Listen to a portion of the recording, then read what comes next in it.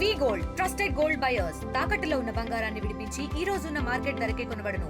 మరిన్ని వివరాలకు సంప్రదించండి 7771077720.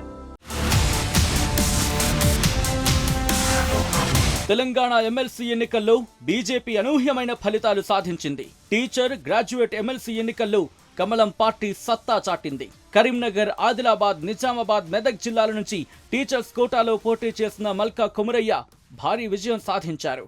అలాగే కరీంనగర్, ఆదిలాబాద్, నిజామాబాద్, మెదక్ జిల్లాల పట్టభద్రుల నియోజకవర్గ ఎమ్మెల్సీగా బీజేపీ అభ్యర్థి అంజిరెడ్డి భారీ మెజారిటీతో గెలిచారు. అయితే ఎలాగైనా ఎమ్మెల్సీ ఎన్నికల్లో సక్సెస్ కావాలని కమలం అగ్రనేతలు నిర్ణయం తీసుకున్నారు.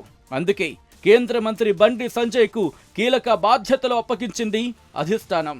దాంతో 3 నెలలుగా బండి సంజయ్ ఉత్తర తెలంగాణలో అభ్యర్థుల గెలుపు కోసం నిరంతరం కష్టపడ్డారు. తమ అభ్యర్థులను గెలిపించుకునేందుకు 3 నెలలుగా ప్రతి ఓటర్ను కలిసి అన్నీ తానే వ్యవహరించారు కేంద్ర మంత్రి బండి సంజయ్.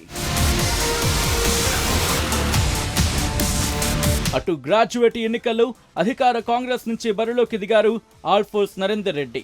నరేందర్ రెడ్డి గెలుపు కోసం ఏకంగా ముఖ్యమంత్రి రేవంత్ రెడ్డి 3 చోట్ల సభలు నిర్వహించారు. గతంలో ఏ సీఎం కూడా ఎమ్మెల్సీ ఎన్నికల్లో ఈ స్థాయిలో ప్రచారం చేయలేదు.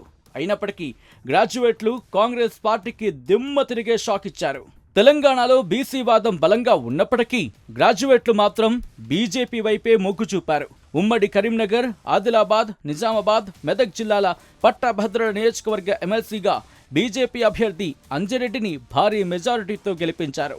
దీంతో ఉత్తర తెలంగాణలో కీలకమైన 2 ఎమ్మెల్సీ స్థానాలను బీజేపీ తన ఖాతాలో వేసుకుంది. ఇక ఉత్తర తెలంగాణలో ఎమ్మెల్సీ ఎన్నికల్లో బీజేపీ గెలుపు బాధ్యతను బండి సంజయ్ సవాల్గా తీసుకున్నారు. అటు కాంగ్రెస్ అభ్యర్థి ఆల్ఫోర్స్ నరేందర్ రెడ్డి కూడా కరీంనగర్ వాస్తవ్యుడే కావడం, ఆయనకు పలు విద్యా సంస్థలు ఉండడంతో బండి అనుక్షణం ఎన్నికల్లో గెలుపుపై వ్యూహాలు రచించారు.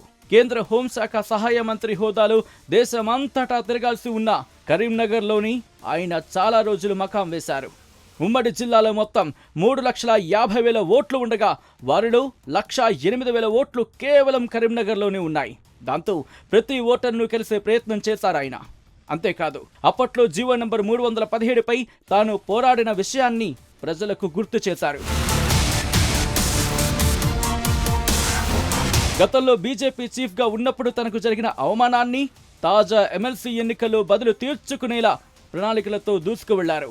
ప్రతిరోజు కొత్త స్ట్రాటజీతో ఓటర్లను ఆకట్టుకున్నారు. బీసీ కులగణన అంశాన్ని ప్రస్తావిస్తూ కాంగ్రెస్ పార్టీపై ప్రజల్లో వ్యతిరేకత పెరిగేలా చూసుకున్నారు. ఇలా ప్రతిరోజు మీడియాలో బీజేపీ గెలుపుపై అంచనాలు పెరిగేలా చేయడంలో సక్సెస్ అయ్యారు బండి సంజయ్.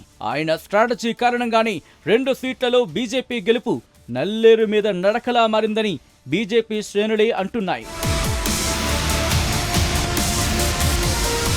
మరిన్ని వీడియోస్ కోసం ఛానల్ ని సబ్స్క్రైబ్ చేయండి. లేటెస్ట్ అప్డేట్స్ కోసం వాట్సాప్ ఛానల్ ని ఫాలో అవ్వండి. ఆ లింక్ డిస్క్రిప్షన్ లో ఉంది.